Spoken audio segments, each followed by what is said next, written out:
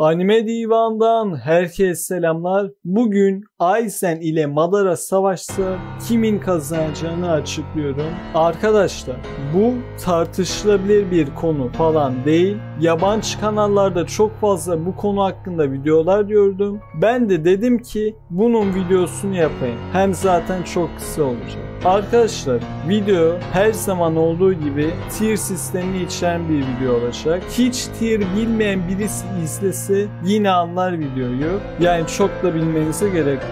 Madara öyle 70 kilo karakterden de dayak yemem, İsterse Shinigami olsun diye atıp tutuyor. Şimdi arkadaşlar Bleach animesinde Soul Crush adında bir haks var. Bu haks sayesinde rakibinizin ruhuna vurabiliyorsunuz. Bu yetenek pasif bir şekilde çalışıyor. Yani rakibinizde ruh manipülasyonu karşı direnç yoksa ve ölçülemez hıza sahip değilse bu yetenekten etkilenir. Bir de rakibiniz sizden üst boyutla benliğe sahip değilse, yani 4 boyutluysa 3 boyutlu yetenekten etkilenmez. Öyle 3 boyutlu adamdan da dayak yemem derler yani. Peki Madara'da bu özellikler var mı?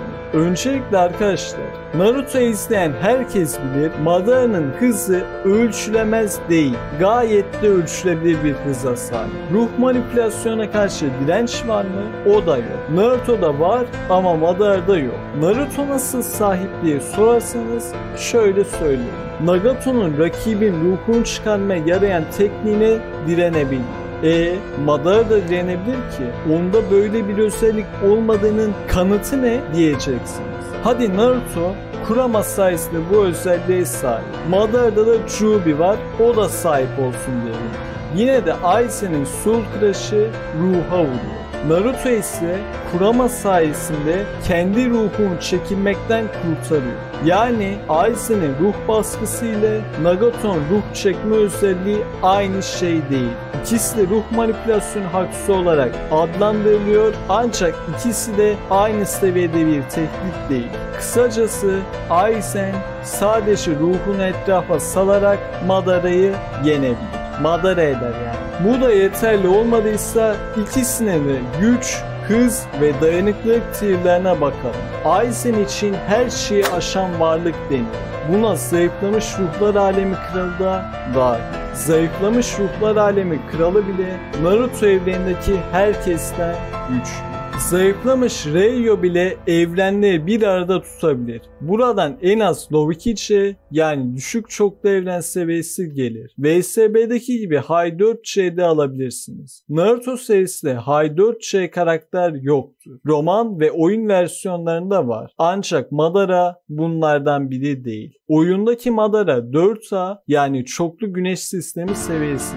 Ancak yine de Aizen'in ruh baskısına direnemez. Dediğim gibi ruha vurmak ile ruhu çekmek aynı şey değil. Bir de şöyle bir şey de var. Naruto o ruhu ruh manipülasyonuna direnç sayesinde değil de fiziksel olarak var olmayan şeylerle etkileşime girebilme haksız sayesinde tutabilmiş de olabilir. Çünkü ruh fiziksel bir şey değil ve Bishu'lar çakra kodları ile bu tarz şeyleri tutabiliyorlar. Yani Naruto'daki bu özellik farklı yorumlanmaya da açık. Aizen'in sahip olduğu ölümsüzlük ve yenilenme Madara'nın ölümsüzlük ve yenilenmesinden daha iyi. Madara'nın içinden Jubi çıkarılırsa sahip olduğu tip 3 ölümsüzlükte gidiyor. Aizen ise Hogyoku'dan dolayı tip 8 ölümsüzlüğe sahip. Urahara'nın kullandığı mühür gibi özel bir mühür olmadığı sürece mühürlenemiyor.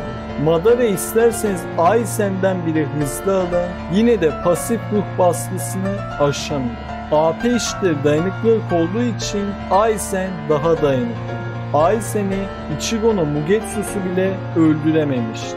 Kyoka Suigetsu, Mugen Tsukuyomi'den daha iyi bir zihin manipülasyon yeteneği. Limboların Aizen'in dayanıklılığını aşabileceğinin kanıtı yoktu. Çünkü limbolar orijinal bedenden bile güçsüzdü. Ve bedenin asıl sahibi olan Madara bile Aizen'in en düşük ölçeklendirilmiş hali kadar güçlü değildir. Yani zayıflamış ruhlar alemi kralını 2C veya Low 2C almasanız bile en azından High 4C alabilirsiniz. İki türlü de Madara'dan daha güçlü olur. Kısacası Aizen zorlanmadan Madara'yı yener. Olabildiğince en önemli yerlere değindim. Bleach karakterleri ne kadar güçlü olduklarını anlattığım videomu izleyebilirsiniz. Böyle bir videoyu yapmama gerek vardı. Çünkü millet Soul Crush'ı bilmeden Zaraki ile Korjana'yı kıyaslıyor. Bu arada önceden yaptığım Aizen ne kadar güçlü videosunda hatalı yerler de var. Mesela ilk speed kısmı hatalı ama yine de hız bu karşılaşmanın sonucunu değiştirmiyor. Yine de belirteyim dedim. Bir videonun daha sonuna geldik. Video hoşunuza gittiyse videoya beğeni atıp kanala abone olabilirsiniz. Anlamadığınız yerleri ve merak ettiklerinizi yorumlarda sorabilirsiniz. Bu arada Aizen mi yoksa Madara mı, hangisini daha çok seviyorsunuz? Yorumlara yazın. Yeni anime, manga, güç ölçeklenmelerinden haberdar olmak için de bildirimleri açabilirsiniz. Aşağıdaki linkten Discord sunucumuza katılabilirsiniz. Debate turnuvası gibi etkinlikler yapmaya çalışıyoruz. Diyeceklerim bu kadardı. Kendinize çok iyi bakın. Görüşmek üzere. Fearless.